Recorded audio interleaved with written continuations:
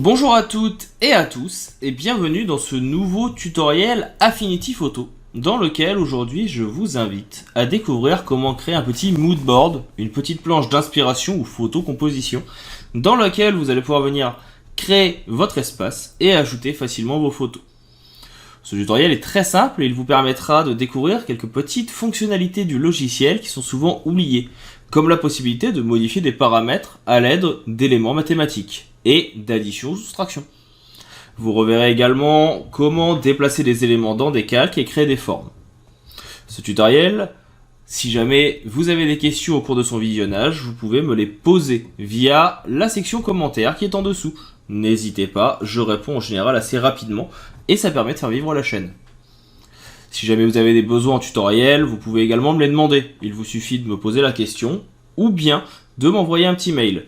Mon mail est disponible normalement dans la description également. Et je réponds en général dans la journée. Je vous souhaite un bon visionnage du tutoriel. Dernière petite chose, s'il vous a plu, n'oubliez pas de vous abonner, de cliquer sur la petite cloche pour ne rater aucune des nouveautés. Il y a des nouveaux tutoriels tous les dimanches, mais aussi plusieurs fois dans la semaine. En général les mardis et jeudis. Ça vous permettra de pouvoir vous former et vous y retrouverez peut-être des petites fonctionnalités dont vous avez besoin. On attaque tout de suite le tutoriel dans la suite de la vidéo.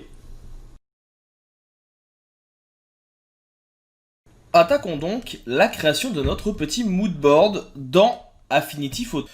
Ici j'ai fait quelque chose d'assez classique, j'ai pris un format A4 et on va commencer par cliquer sur le rectangle qui est ici. En venant en bas à droite, vous avez un petit point qui vous permet de venir tracer un rectangle sur l'entièreté de votre document. Vous voyez que ça l'a ajouté dans les calques, tout simplement. Vous pouvez modifier sa couleur ici, là je l'ai fait en gris pour que ça soit visuel. Et on va venir demander à ce qu'il ne fasse que un quart de la composition. Pour cela, dans le menu transformer ici, vous avez un petit panneau, largeur, hauteur. Et bien je vais tout simplement me mettre après la largeur de mon document et faire diviser par 2. Ce qui va donc réduire mon rectangle de 2 en largeur. Et on va faire la même chose en hauteur. Ici vous voyez, divisé par 2.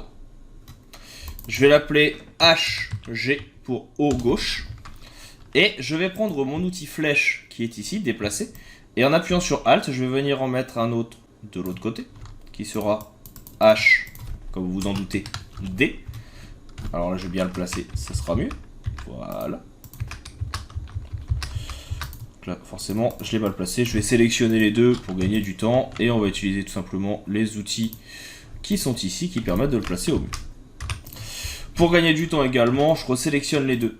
Je clique sur celui du bas, j'appuie sur la touche CTRL et je clique sur HD. Et en appuyant sur Alt, je peux maintenant déplacer les deux. Et en restant appuyé sur la touche Shift en même temps, ça me permet de les déplacer en ligne droite. Et de cette façon, je viens les placer en bas. Donc je vais donc avoir ici HD. Là, je vais avoir BG pour bas gauche. Et ici, je vais avoir bas droite. Hop là, avec un B, c'est mieux. Ça sera mes différents éléments. Je viendrai par la suite placer des éléments dessus. Je vais ensuite venir prendre un outil ellipse. Je vais appuyer sur la touche Alt, qui va me permettre de venir normalement prendre mon ellipse et la tracer au centre. Alors, je pensais pouvoir faire comme sur Photoshop, mais raté. Le raccourci, c'est CTRL, qui permet de venir donc garder l'homothétie avec Shift, et CTRL qui permet de partir du centre vers les extérieurs. Là, ma forme, je vais la assombrir un petit peu plus, et je vais venir la placer au centre du document. Donc là, vous voyez, vous avez les repères qui sont là pour ça. Pour rappel, les repères, vous les activez ici, avec le magnétisme. Sinon, vous voyez qu'ils n'apparaissent pas. Donc cochez bien le petit aimant qui est ici pour avoir le magnétisme. Et c'est parti. Donc là on va voir nos différents éléments. Ce qui serait bien, et ce que j'aimerais, c'est avoir une sorte de ligne qui apparaît. Pour ce faire, toujours ici dans les formes vectorielles, vous avez pas mal de petites choses. Et surtout, normalement, vous avez... Alors j'allais dire une bêtise. Non, on va juste sélectionner tous les éléments ici. Donc là on voit bien qu'on a notre élément qui est centré. Et on va faire... Eh bien, tout simplement, ajouter un effet. Donc, vous pouvez venir faire clic droit, effet de calque. Effet de calque qui s'ouvre alors, vous allez pouvoir venir ajouter un contour. On clique. On va venir choisir ici un contour normal, et en couleur, on va venir mettre du blanc. Donc là, je remets tout à 0 dans le CMYN, donc cyan, magenta, yellow, noir. C'est pas très logique, ça devrait être black normalement, mais bon. Et ici, on va pouvoir venir augmenter le rayon. Et là, vous voyez que vous allez pouvoir venir créer, tout simplement, eh bien, votre forme. Alors, le contour, là qu'on a, on voit qu'il y a un petit défaut. Vous voyez que tout est mis à l'extérieur. Il vous faudra venir dans Alignement et cliquer sur Centrer, de façon à avoir quelque chose qui soit déjà un petit peu mieux. Et vous pouvez venir donc agrandir la taille suivant ce que vous souhaitez pour votre document. Je clique sur Fermer, et j'ai maintenant ici, eh bien, mes différents éléments. Et dans cette petite planche moodboard, c'est là qu'il va être intéressant de venir placer des photos. Donc là, j'en ai préparé quelques-unes qui sont ici au nombre de 4. On va en prendre une en double, vous ne m'en voudrez pas. Je vais juste venir ici, donc les sélectionner et les intégrer dans Affinity. Soit vous les ouvrez dans un nouvel onglet, soit on peut venir directement les mettre ici dans la composition. Pour l'instant, ce n'est pas forcément le plus important, on va les déplacer par la suite. Vous voyez, là je vais venir les cacher, pour que vous voyez qu'elles sont bien là. Je rappelle que pour cacher, c'est l'onglet qui est ici. Donc là, je sélectionne tout, j'appuie sur Shift pour les réduire, de façon à ce que ce soit un peu mieux.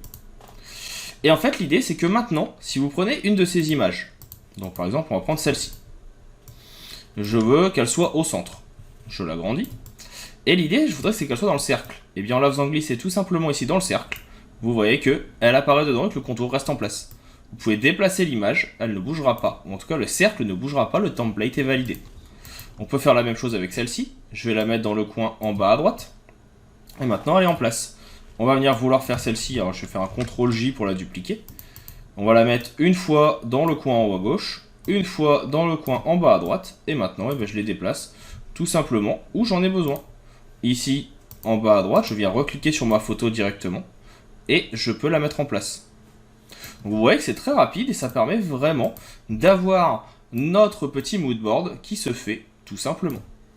Vous souhaitez changer la forme, vous souhaitez changer, je ne sais pas, la couleur, vous souhaitez changer votre contour, c'est un petit contrôle là qui permet de tout resélectionner, ou alors vous venez resélectionner tous vos éléments ici. On revient dans FX, qui est effet de calque, contour, vous le voulez plus en blanc, vous le voulez en bleu, vous pouvez le modifier. Vous voulez que ce soit uniquement avec un dégradé, c'est possible aussi.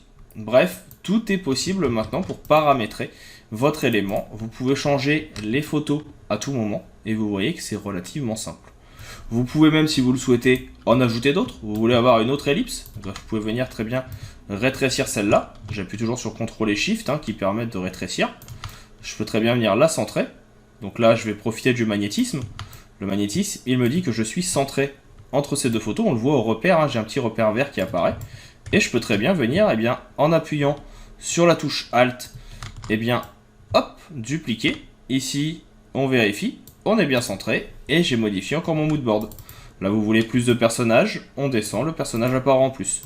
Vous voulez une autre photo ou la mettre dans l'autre sens, ouvrez le menu, cliquez ici sur votre photo, clic droit, géométrie, et on peut venir donc fusionner, transformer, et vous pouvez faire un retournement, etc., etc. Et donc vous voyez que c'est très simple et ça permet de venir créer un moodboard très simplement. Donc voilà pour toutes ces petites astuces de Affinity Photo. Si jamais vous avez des questions, comme d'habitude, vous venez les poser dans la section commentaires. Ça sera avec plaisir que j'y répondrai. Si vous avez des besoins spécifiques, je suis aussi là pour ça, n'hésitez pas.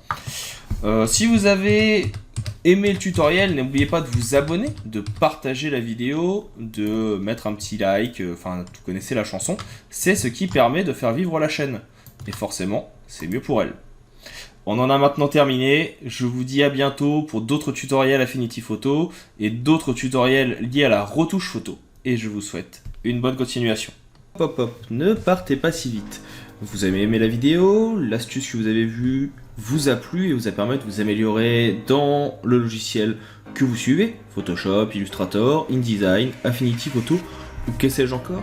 Vous souhaitez aller un petit peu plus loin dans la découverte de ces outils et comprendre au mieux leur fonctionnement, voire même vous personnaliser dans certains domaines, l'auto-entreprise, comment développer votre auto-entreprise par exemple avec Photoshop, comment vous améliorer si vous êtes développeur, comment l'utiliser la suite Adobe si vous êtes illustrateur, ou que sais-je encore. Sachez que je propose également des vidéos sur tuto.com que vous pouvez retrouver avec le lien présent dans la description. Vous y retrouverez l'intégralité des vidéos gratuites du site, de la chaîne YouTube, mais également l'intégralité de mon catalogue de formation payante. Il arrive régulièrement que je propose sur la chaîne YouTube, mais aussi sur les réseaux sociaux, eh bien, des codes promo pour les avoir à moins cher, donc n'hésitez pas à les suivre pour pouvoir rester à l'affût des dernières nouvelles. Je vous invite également, bien sûr, à laisser un commentaire, un petit like, à partager la vidéo autour de vous afin que la chaîne puisse grandir. N'hésitez pas à me dire ce que vous en avez pensé, c'est toujours avec plaisir que je lis les commentaires et que je réponds, même en cas de besoin.